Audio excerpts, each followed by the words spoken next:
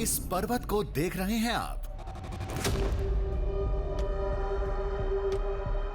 इसके कई नाम हैं।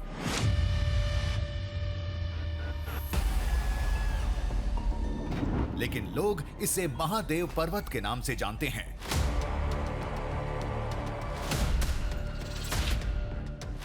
इसकी वजह भी बहुत खास है।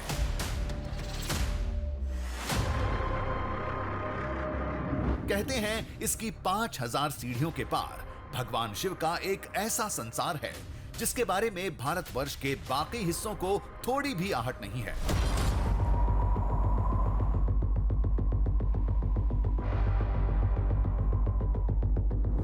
दावे के मुताबिक इस शिखर पर आज भी महादेव के गण आते हैं। शिवलिंग की परिक्रमा करते हैं, रात भर रुकते हैं, फिर वापस चले जाते हैं।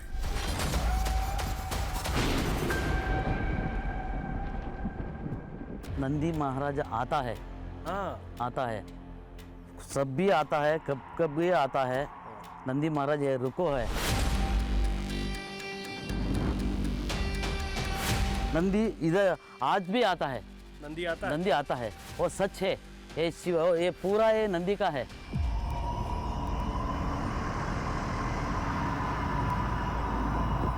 मान्यता कहती है जब शिव के गण धरती पर कदम रखने वाले होते हैं उस समय कुदरत भी एक संकेत देती है।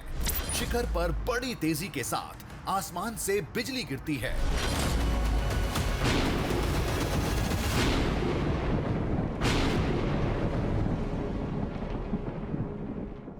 मल्लिकार्जुन स्वामी जी का मंदिर है ना, इसके ऊपर सबसे पहले बिजली गिरती है।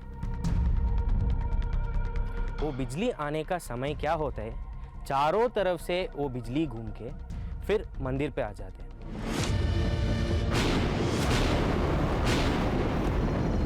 ये कैसी आवाज आई? ये कैसी आवाज है? बिजली हमारे सामने गिरी। हम तेजी से पहाड़ के शिखर पर पहुंचे। शिखर पर बने पौराणिक मंदिर के शिवलिंग के करीब पहुंचे तो हमारे सामने एक ऐसा नजारा था जिसने हमें कांपने के लिए मजबूर कर दिया।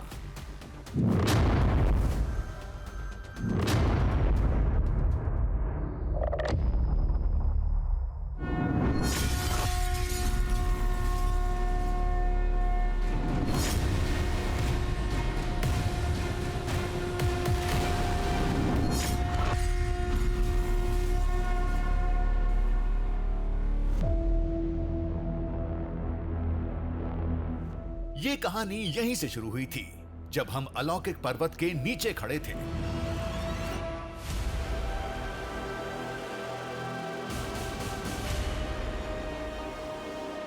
चलिए पहले आपको यह बता देते हैं कि हम कहां थे।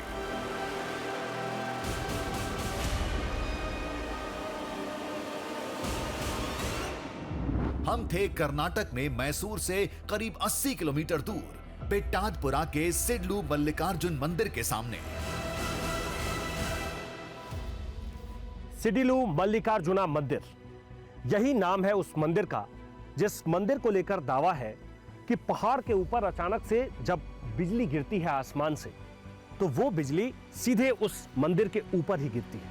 फिर मंदिर के चारों तरफ वो चक्कर काटती है, भगवान शिव का अभिषेक होता है और फिर वो बिजली दिखनी बंद हो जाती है। ये सुनने में थोड़ा सा अजीब लगता है। ये सुनकर ऐसा लगता है कि ऐसे कैसे होता होगा, क्या ऐसा संभव है? लेकिन लोगों का दावा है कि ऐसा पिछले कई सालों से होता चला आ रहा है। इस पर्वत के शिखर पर भगवान शिव के पौराणिक मंदिर के अवशेष पड़े हैं। अवशेषों में एक अद्भुत शिवलिंग भी है। दावे के मुताबिक हर महीने एक तय समय पर उस शिवलिंग पर बिजली गिरती है। शुरुआत में हम इसी दावे की पड़ताल करने आए थे।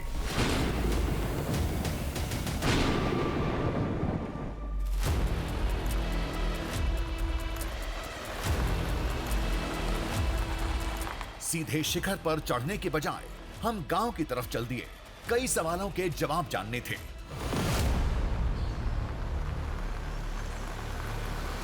उस धाम पर बिजली कब से गिर रही है, क्यों गिर रही है, पिछली बार कब गिरी थी?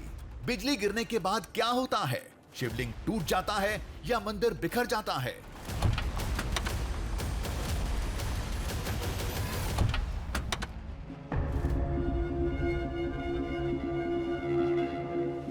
जब गांव पहुंचे तो एक बेहद अजीब बात से सामना हुआ। धाम पर बिजली गिरने की बात सभी ने मानी, लेकिन ऐसा क्यों होता है, इसका जवाब किसी के पास नहीं था।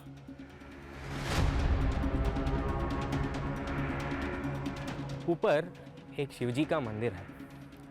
वो मंदिर के एक जगह पे सीधा आसमान पे बिजली आती है। वो बिजली आने का समय क्या होता है, चारों तरफ से वो बिजली घूम के फिर मंदिर पे आ जाते हैं। उसी समय को हम क्या लेते हैं, शिवजी का पूजा हो रही है। हम सब लोग ये मानते हैं शिवजी का पूजा हो रही है वो समय। शिवलिंग तो देखे हैं दुनिया में, लेकिन ऐसा चमत्कारिक शिवलिंग पूरे भारत इतिहास में कहीं भी नहीं देखा।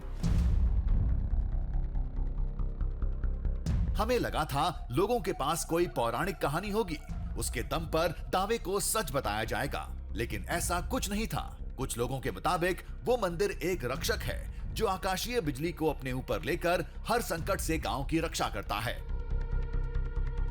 मल्लिकार्जुन स्वामी जी का मंदिर है ना, इसके ऊपर सबसे पहले बिजली गिरती है। भगवान उनके शरीर के ऊपर लेते हैं, फिर गांव वालों को कुछ नहीं होता। बिजली चारों ओर परिक्रमा करके फिर लुप्त हो जाती है।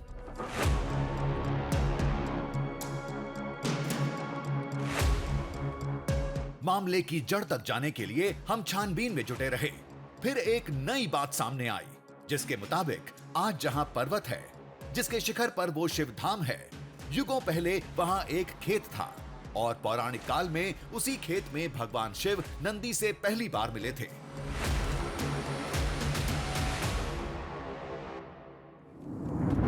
पौराणिक मान्यता के मुताबिक नंदी महाराज ऋषि शिलाद के पुत्र थे, जो भगवान शिव के वरदान से शिलाद ऋषि को एक खेत में मिले थे। बाद में नंदी के अल्पायु होने की बात पता चली तो महर्षि शिलाद ने नंदी को उसी खेत में भगवान शिव को समर्पित कर दिया।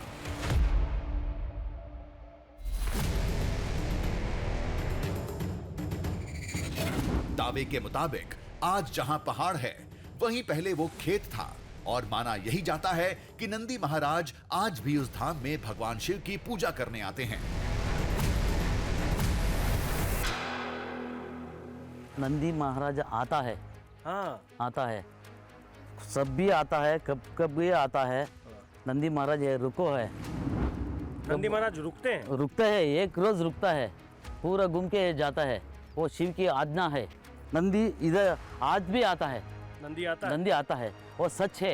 ये शिव, ये पूरा ये नंदी का है, ये पूरा इलाके नंदी का है। ये भगवान शिव का दर्शन होना नहीं तो नंदी का होता है, खुद सच है, होता है।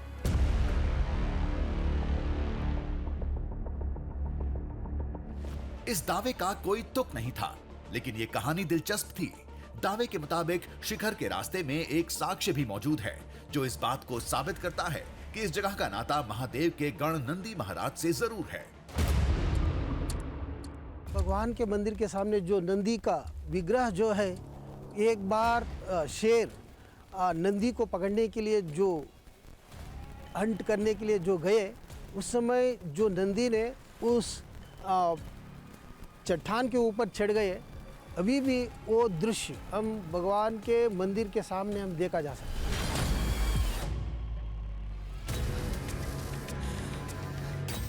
नंदी महाराज का आना और बिजली का गिरना दोनों अलग अलग बातें थीं। इनका आपस में कोई नाता नहीं था। वैसे भी हमारी ज्यादा दिलचस्पी बिजली गिरने की घटना में थी। चमकता है उधर एक, हम भी देखो है, बिजली बिजली चमकता है, वो रात का टाइम।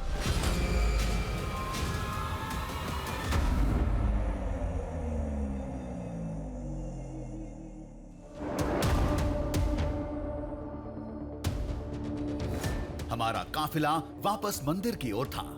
अगला पड़ाव था पहाड़ के शिखर का वो अलौकिक शिवधाम।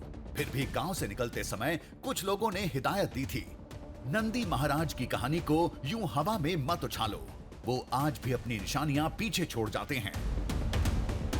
ये भगवान का ऐसा मंदिर है कि यहाँ पर नंदी भगवान खुद शिवजी भगवान के ऊपर मिलने के लिए आते हैं, लेकिन कई बार तो निशानी भी मिली है।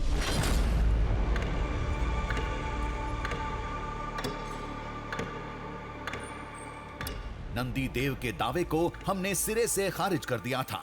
होगी कोई निशानी जिसे गांव वाले खुद से जोड़ देते होंगे।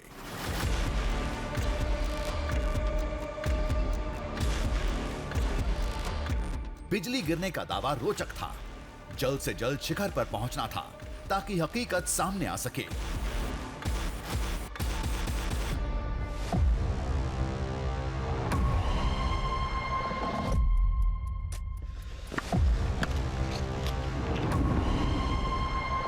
मेरे ठीक सामने जो आप द्वार देख रहे हैं, असल में इसे स्वागत द्वार कहते हैं और ये हर 250 सीढ़ी के बाद, 250 सीढ़ी के बाद आपको दिखेगा।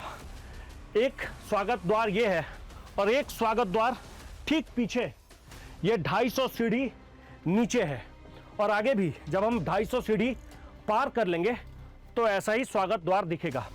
और इस स्वागत द्वार के दोनों तरफ नंदी विराजमान है। कहते हैं कि ये पूरा इलाका नंदी का इलाका है। इसे गौपुरम भी कहते हैं।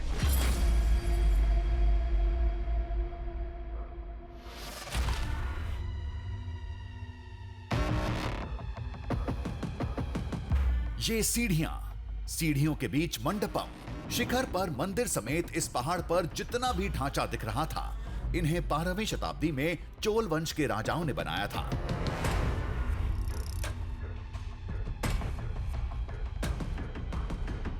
लेकिन मान्यता के मुताबिक ये जगह युगों पुरानी है। उस समय की जब यहाँ पहाड़ नहीं, एक पठार था, ऊंचे मैदान जैसा, जहाँ एक शिव मंदिर था।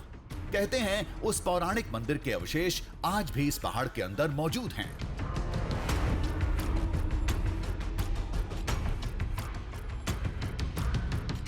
भगवान शिव का ये मंदिर जिस पहाड़ के ऊपर है, असल में उसकी जो संरचना है, उसका जो स्ट्रक्चर है, वो बहुत अजीब है। कहते हैं कि ऐसा इसलिए है क्योंकि ऊपर जो एक मंदिर दिख रहा है, उस मंदिर के नीचे भी एक मंदिर है जिसे आज तक किसी ने भी नहीं देखा। उस मंदिर का रास्ता किस तरफ से है, इसके बारे में भी लोगों को सही मालूम नहीं है। और कहते हैं कि मंदिर के पास ही और भी बहुत सारी चीज़ें रखी है।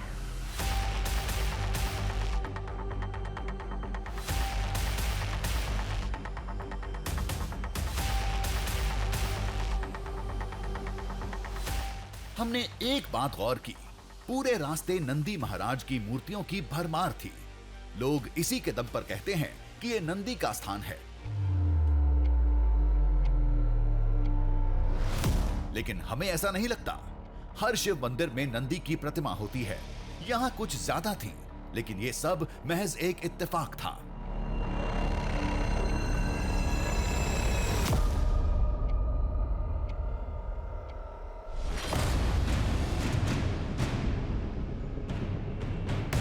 मंदिर की चढ़ाई में यह अहम पड़ाव था।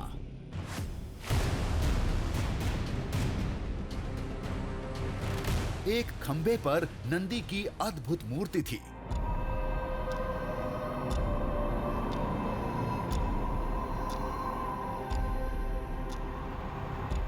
गांव वालों ने इसी की कहानी सुनाई थी।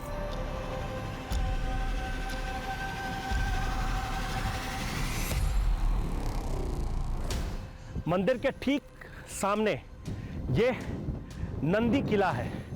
कहते हैं कि एक बार नंदी को इसी इलाके में एक शेर ने दौड़ा दिया था।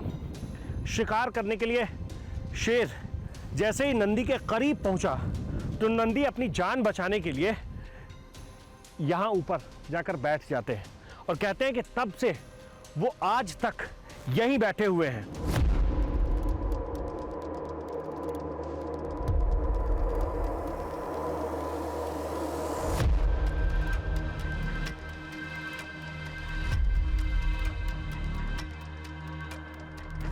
खंभे के नीचे कन्नड़ भाषा में कुछ लिखा था।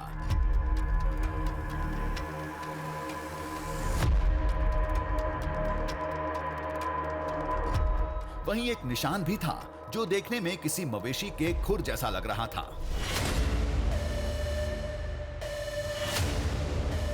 लोग इसे ही नंदी का साक्ष्य बताते हैं, लेकिन हमारे लिए ये सब एक दंत कथा थी।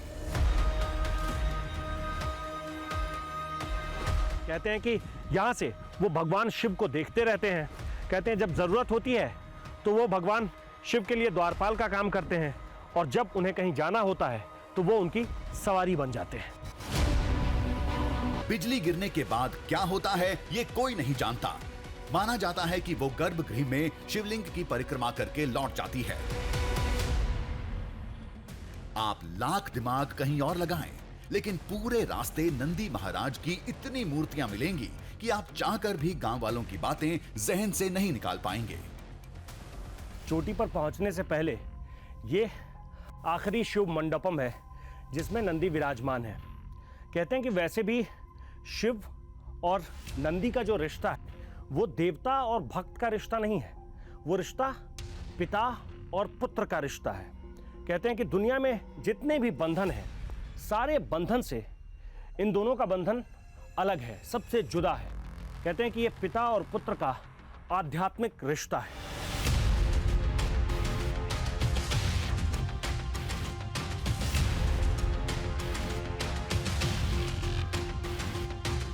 हम सब कुछ भूलकर केवल मंदिर, शिवलिंग और बिजली के बारे में सोचने लगे। कुछ ही देर बाद हमारे कदमों ने शिखर पर दस्तक दे दी।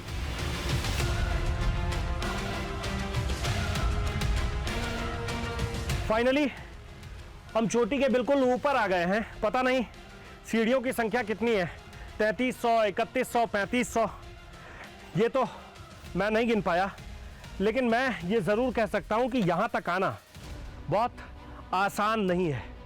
अब जब मैं यहाँ आ गया हूँ तो यहाँ से मैं नीचे का जो नज़ारा देख पा रहा हूँ, दूर दूर में शहर है, गांव है, खेतों की हरियाली है।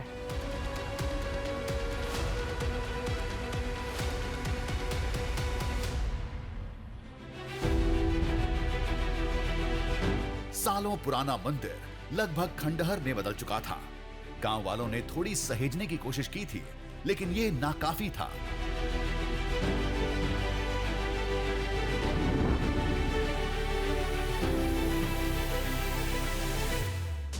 लेकिन हमें कुछ और ही समझना था। दावे के मुताबिक आसमान से गिरी बिजली शिवलिंग तक पहुंच जाती है, शिवलिंग की परिक्रमा करती है, लेकिन कैसे? हैरत अंगेज बात यह है कि इसका रास्ता मुख्य द्वार से नहीं, इस झरोखे से जाता है। लोग इसे विंडो ऑफ गॉड के नाम से जानते हैं।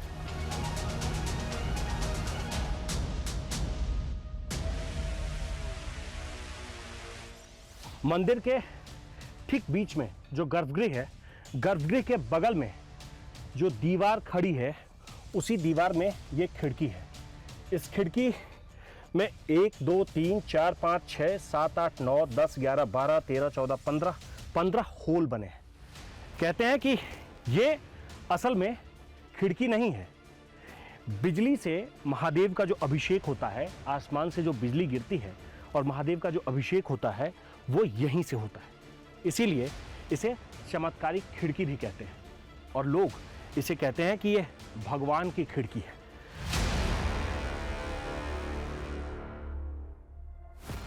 अब यह देखना था कि वो शिवलिंग इस खिड़की से कितनी दूर था।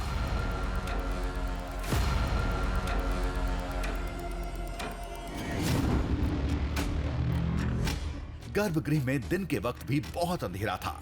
ठीक से देखने के लिए लाइट की मदद लेनी पड़ी।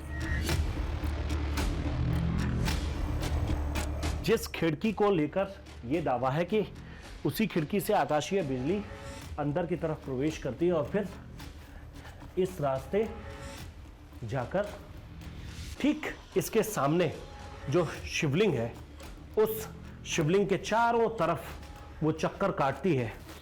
मतलब इस गर्भगृह के ठीक सामने वो खिड़की है, जिस खिड़की में टोटल 15 होल है, और कहते हैं कि किसी भी होल से वो बिजली अंदर की तरफ प्रवेश करती है और फिर यहाँ जाकर वो चक्कर काटती है।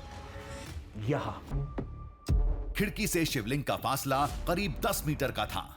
खिड़की से बिजली का प्रवेश करना, दूरी तय करके शिवलिंग तक पहुंचना, उसकी परिक्रमा करके लौट जाना, इन सारी बातों पर कोई यकीन करे भी तो कैसे? यहां जो शिवलिंग है, कहते हैं कि यहीं वो बिजली चक्कर काटती है और चक्कर काटने के बाद वो बिजली गायब हो जाती है। ये जो आप देख रहे हैं रास्ता गर्भगृह में आने का, जैसे इस रास्ते से कोई इंसान पहुंचता है, जैसे मैं यहाँ पहुंचा हूँ, वैसे ही आकाश से जो बिजली गिरती है वो बिजली आती है और फिर इस गर्भगृह के चारों तरफ वो चक्कर काटती है और फिर गायब हो जाती है।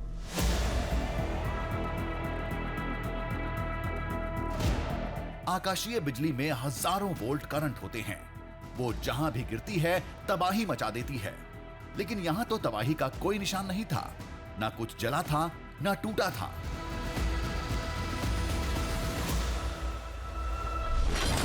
तभी गर्भगृह के पास वो हिस्सा दिखा जहां से कभी पहाड़ के अंदर पड़े पौराणिक मंदिर के अवशेष दिखते थे।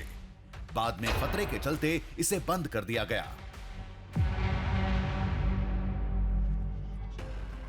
इस मंदिर का ये वो हिस्सा है जिस हिस्से से आधी दूरी है जहां गर्भगृह है, जहां शिवलिंग है, और आधी दूरी इस तरफ है जहां वो खिड़की है, जहां से आकाशीय बिजली अंदर की तरफ आती है। और बीच में आपको एक वर्गाकार ऐसा हिस्सा दिखेगा जैसे देखकर ही लगता है कि इसे बाद में बंद किया गया है या फिर ये अचानक ही दिखना बंद हो गया है।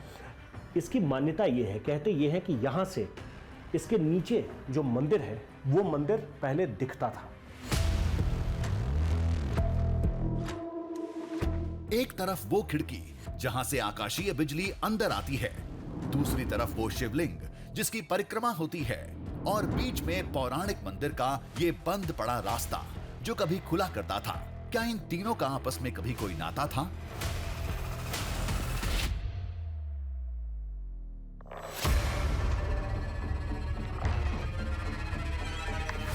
खैर, ऐसे कई सवाल दिमाग में दौड़ रहे थे, लेकिन कोई बात नहीं, सवाल और जवाब के बीच बस एक रात का फासला था।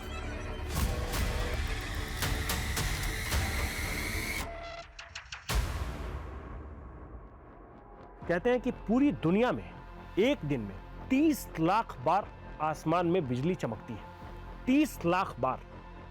लेकिन 29,99,999 बार बिजली का चमकना एक साधारण प्रक्रिया है, लेकिन एक बार बिजली का चमकना, वो भी इस इलाके में, खासकर मंदिर जहां है उसके आसपास वाले हिस्से में, कहते हैं कि वो साधारण नहीं है, वो बहुत असाधारण है। वो कैसे? इंतजार करेंगे और फिर देखते हैं। पहाड़ों पर बिजली गिरना आम बात है, लेकिन बताए समय पर एक ही जगह बिना मौसम आसमान से बिजली गिरना साधारण बात नहीं थी। उस पर दावा ये कि बिजली खिड़की के रास्ते गर्भगृह में जाकर शिवलिंग की परिक्रमा करती है, ये तो गले से भी नीचे नहीं उतरता। बिना पड़ताल हम दावा खारिज नहीं कर सकते। पड़ताल के लिए हमें चोटी पर रात गुजारनी होगी। इसमें खतरा था, अगर वाकई शिखर पर बिजली गिरी तो हम भी उसकी चपेट में आ सकते थे। लेकिन अब कुछ भी हो, यह खतरा तो हमें उठाना ही होगा।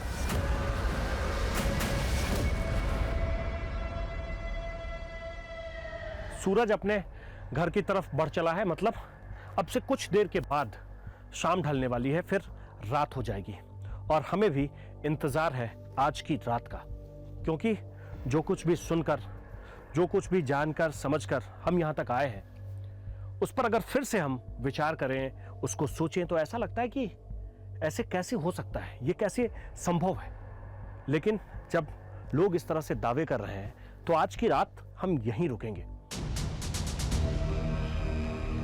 हमारी पूरी रणनीति तैयार थी। रात होते ही हमें काम में जुट जाना था।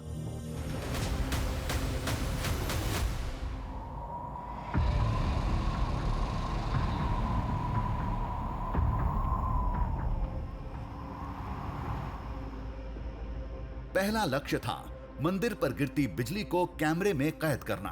उसके लिए चढ़ाई शुरू करने से पहले ही दूर एक कैमरा लगा दिया था, जो पहाड़ की हर हलचल को रिकॉर्ड कर रहा था।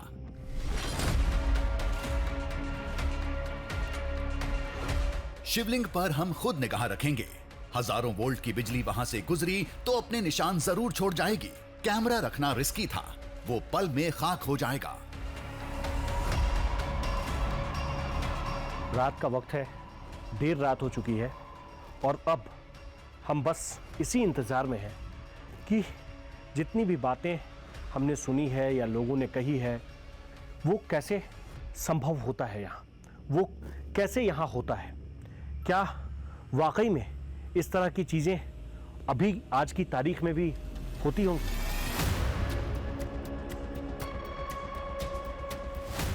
बिजली की चपेट में हम भी आ सकते थे, लिहाजा चोटी से दूर सीढ़ियों की तरफ चले गए। फिलहाल आसमान साफ था, बादलों की कोई हलचल नहीं थी। दूर दूर तक आसमान से बिजली गिरने के कोई आसार नहीं थे। देर रात हो चुकी है। ऊपर जब आसमान देख रहे हैं तो बिल्कुल साफ है, तारे टिमटिमा रहे हैं। शाम के वक्त में जो थोड़े बहुत आसपास में बादल लगे हुए थे, काले बादल दिख रहे थे, वो सभी बादल अब छट गए। यहाँ से बिल्कुल साफ आसमान दिख रहा है।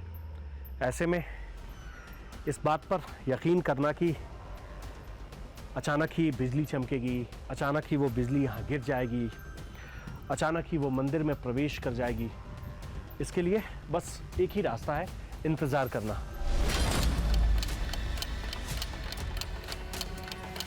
घड़ी की टिक टिक के साथ रात के 2 बज गए। हम सुरक्षित स्थान की तरफ जाने ही वाले थे कि अचानक मौसम का रुख बदलने लगा।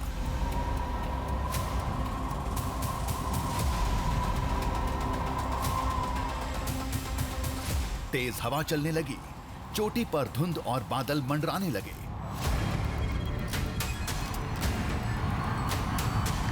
रात के तकरीबन 2 बज रहे हैं और मंदिर के आसपास चारों तरफ ये घने बादल अचानक ही मंडराने लगे हैं। ये चारों तरफ बादल दिखने लगे, इधर भी दिख रहे हैं।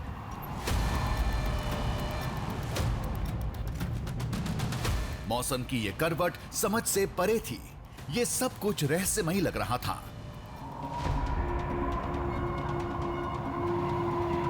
कुछ देर पहले आसमान साफ था, एकदम से ये कैसे बदल गया?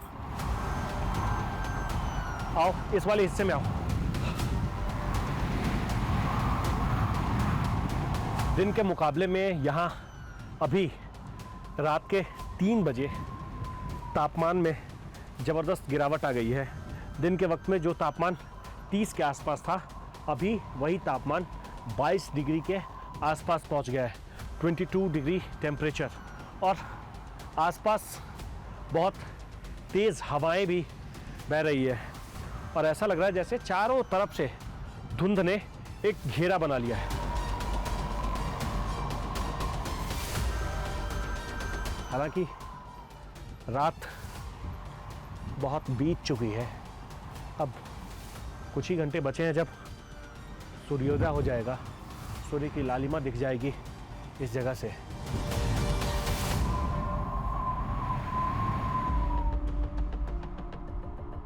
हम सतर्क थे, किसी भी वक्त बिजली गिर सकती थी। हम सीढ़ी की तरफ किनारे खड़े हो गए। कुछ देर तक हवा चली, फिर सब कुछ शांत हो गया।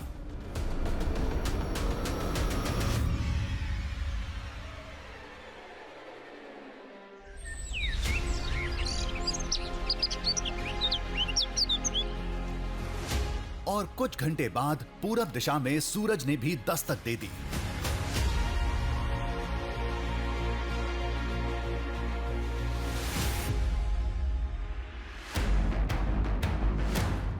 सुबह होते ही हमने नीचे का रुख किया। रात में आसमान से बिजली नहीं गिरी। गांव वालों के मुताबिक महीने में एक बार जरूर गिरती है। दिन तारीख तय नहीं है, लेकिन 2 घटनाओं के बीच में 25 से 30 दिन का फासला रहता है। उस हिसाब से रात में बिजली गिरनी चाहिए थी।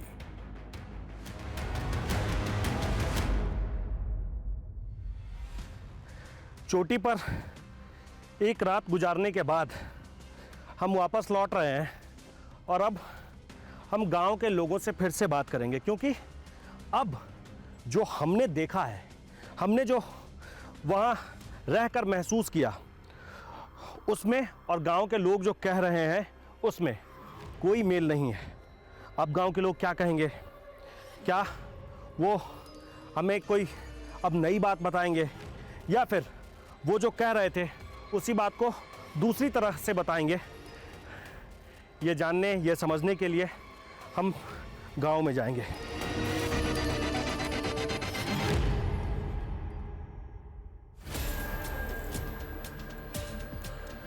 तमाम उधेड़-बुन के साथ हम नीचे उतरते जा रहे थे, तभी सीढ़ियों पर कुछ दिखा।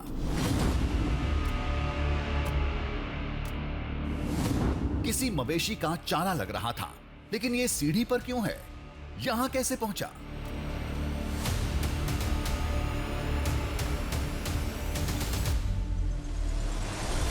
ये शिखर के ठीक पहले वाला मंडपम था, जहां हम कल कुछ देर के लिए बैठे थे।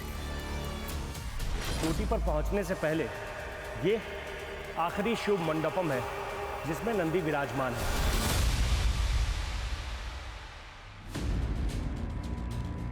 कल तो यहां कुछ नहीं था, रातों रात ये चारा कहां से आ गया? कल जब हम जा रहे थे यही आखिरी शिव मंडपम के पास थे तो ये तो कुछ नहीं था।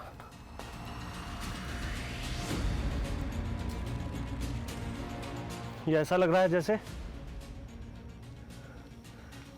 आसपास कोई जानवर हो, कोई मवेशी हो जो अपना चारा यहां छोड़कर।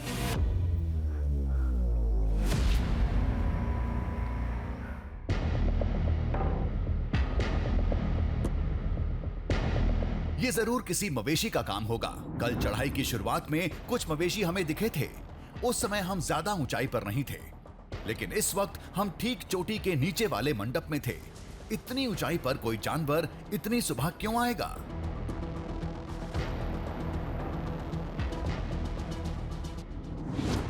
घासों पर दांतों से काटने के निशान भी थे, ठीक वैसे ही जैसे गाय या बैलों के खाने से होता है। इतने ऊपर तक तो किसी मवेशी का आना मुश्किल ही लग रहा है। क्या हो सकता है?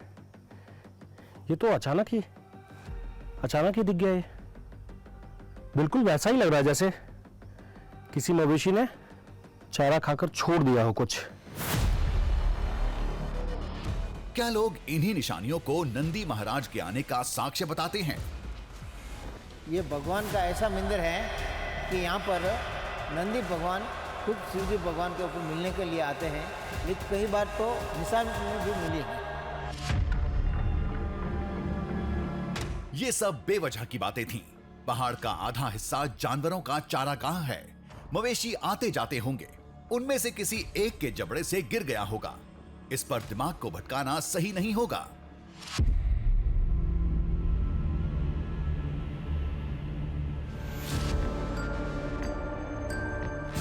गांव पहुंचते ही हमने लोगों को रात की कहानी सुनाई, बिजली नहीं गिरने की बात भी कही।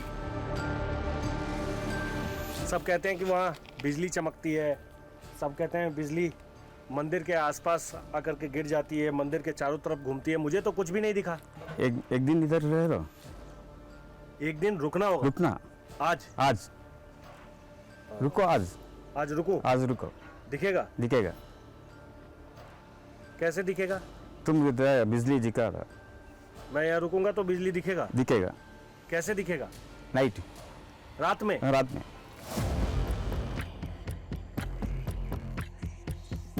लोगों ने जवाब में हमारे उत्साह पर पानी फेर दिया।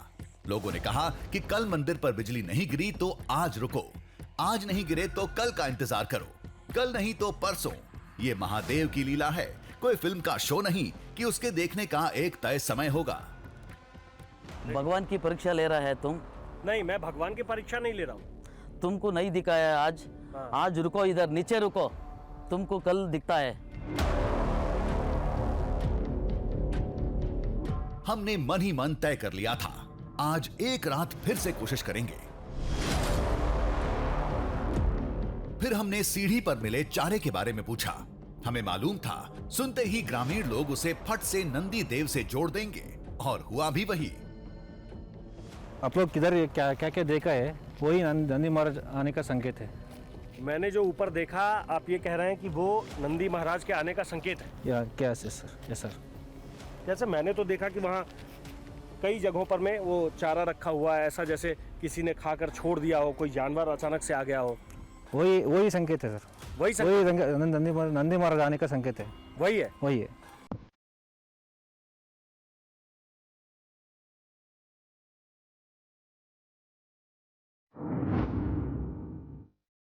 चारे वाली कहानी को हमने फिर दिमाग से निकाल दिया और पर्वत के नीचे पहुंच गए। जब इतना कर ही लिया है तो एक रात और कोशिश करते हैं। अगर बिजली नहीं गिरी तो भी एक अद्भुत मंदिर का दृश्यम हमारी झोली में होगा।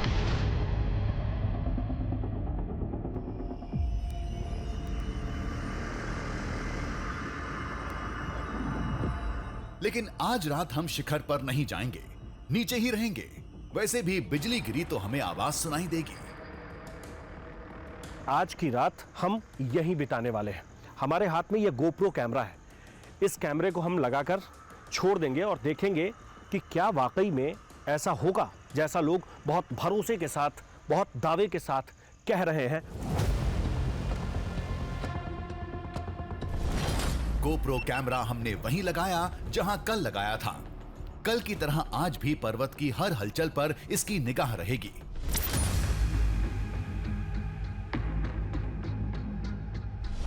लगातार दूसरी रात काटना मुश्किल काम था, लेकिन दावों की पड़ताल इतनी आसान नहीं होती।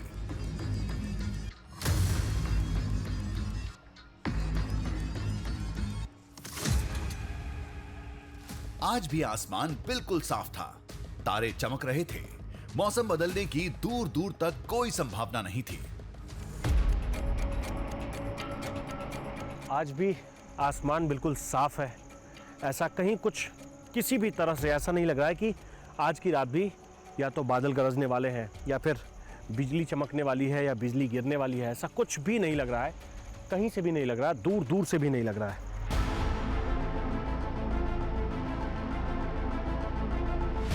अब रात तो कैसे भी काटनी थी। कुछ देर टहलते रहे।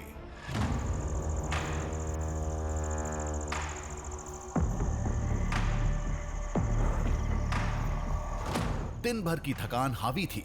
कुछ ही देर में आंख लग गई।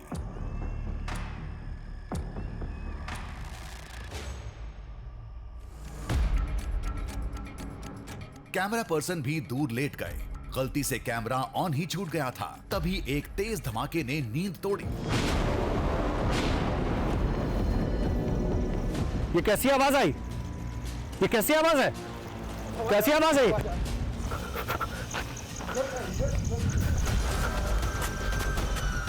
हम तेजी से गोप्रो कैमरे की ओर भागे। शायद पर्वत पर बिजली गिर चुकी थी। हमारा अंदाजा बिल्कुल सही था। पहाड़ की हलचल कैमरे में कैद थी।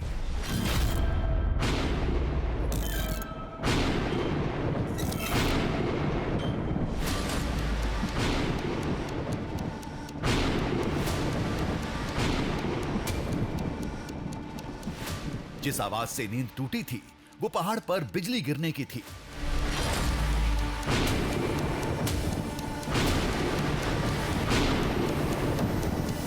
इसे देखने के बाद पहले मेरे मन में जितने सवाल थे, अब सवालों की संख्या दोगुनी हो गई है। क्या इसे देखकर हम ये मान लें कि लोग जो कुछ भी कह रहे हैं वो सब सच है, या फिर ये प्राकृतिक है? किसी नतीजे पर एक बार में पहुंच पाना बहुत मुश्किल है।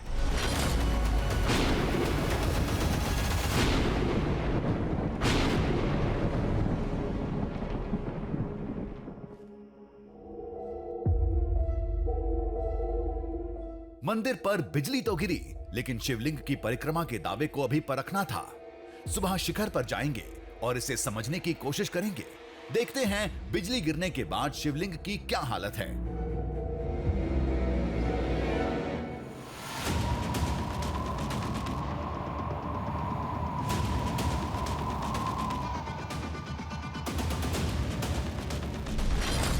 अगर बिजली ने वाकई में शिवलिंग की परिक्रमा की होगी तो वहां जलने जैसा कोई निशान होगा या गर्भगृह में टूट फूट हुई होगी। कुछ तो जरूर हुआ होगा।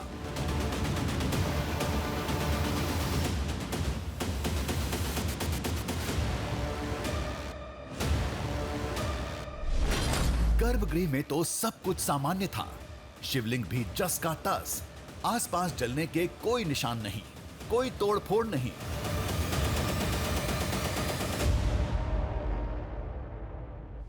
रात के वक्त में कैमरे में जब हमने देखा कि बहुत तेज बिजली चमक रही है, जब ऐसा दिखा तो हमने फिर से ये तय किया कि हम ऊपर आएंगे, लेकिन मंदिर के किसी भी हिस्से में हमें ऐसा कुछ भी नहीं दिख रहा है जिससे हम ये मान लें कि यहाँ कहीं भी आसपास में बिजली गिरी होगी। किसी भी हिस्से में नहीं है। इस तरफ आना, ये सब कुछ बिल्कुल वैसे ही है। फिर ये किस तरफ हुआ होगा? आसमान की बिजली किसी ढांचे पर गिरती है तो तबाही मचा देती है, खाली जमीन पर गिरे तो गड्ढा हो जाता है। लेकिन यहां तो सब कुछ सामान्य था, जबकि बिजली रात में गिरी थी।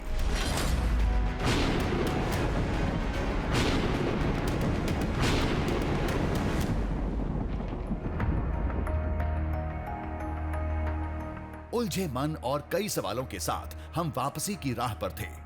गांव वालों के बताए समय पर बिजली गिरने की क्या वजह थी? मामला कुदरती था या फिर कुछ और? अक्सर पहाड़ों के अंदर लौह अयस्क और दूसरे प्राकृतिक संसाधन प्रचुर मात्रा में होते हैं। क्या बिजली गिरने की वजह यही थी?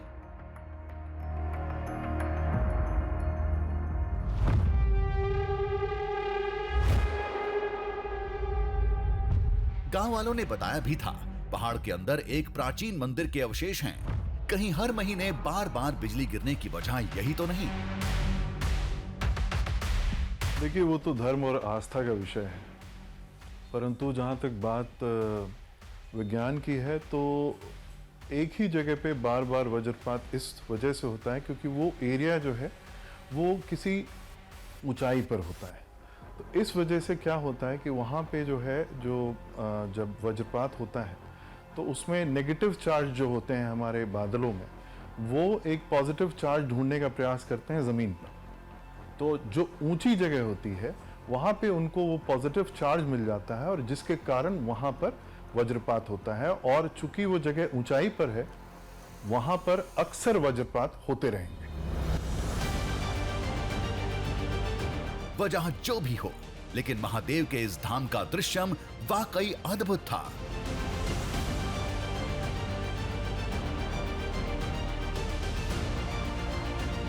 हम उसी मंडपम में थे जहां हमें कल चारा मिला था, लेकिन आज कुछ नहीं था। कोई चारा नहीं, कोई निशान नहीं। लगता है फिर कोई मवेशी ऊपर तक आकर उसे खा गया।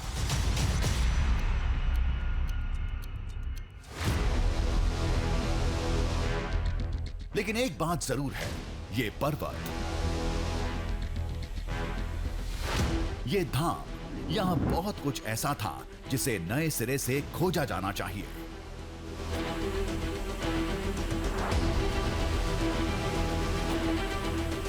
बेट्टादापुरा की इन पहाड़ियों के ऊपर रुककर, वहां ठहरकर जो कुछ भी हमने देखा, जो कुछ भी हमने महसूस किया, उससे एक बात तो साफ है कि यहाँ गांव के लोग जो कुछ भी कह रहे हैं, जो कुछ भी उनका दावा है, वो ना तो पूरी तरह से सच है और ना ही वो पूरी तरह से गलत है। एक बात और, मैसूर की ये जो पहाड़ियाँ हैं, इसमें पता नहीं कितने रहस्य छिपे हुए हैं जिसका जवाब किसी के पास नहीं है, और आने वाले समय में भी इस रहस्य को कोई सुलझा पाएगा ऐसा लगता नहीं है।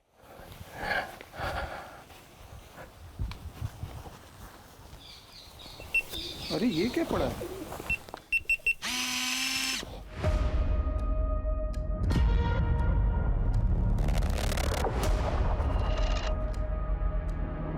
ये भगवान का ऐसा मंदिर है कि यहाँ पर नंदी भगवान खुद शिवजी भगवान के ऊपर मिलने के लिए आते हैं, लेकिन कई बार तो निशान में भी मिली है।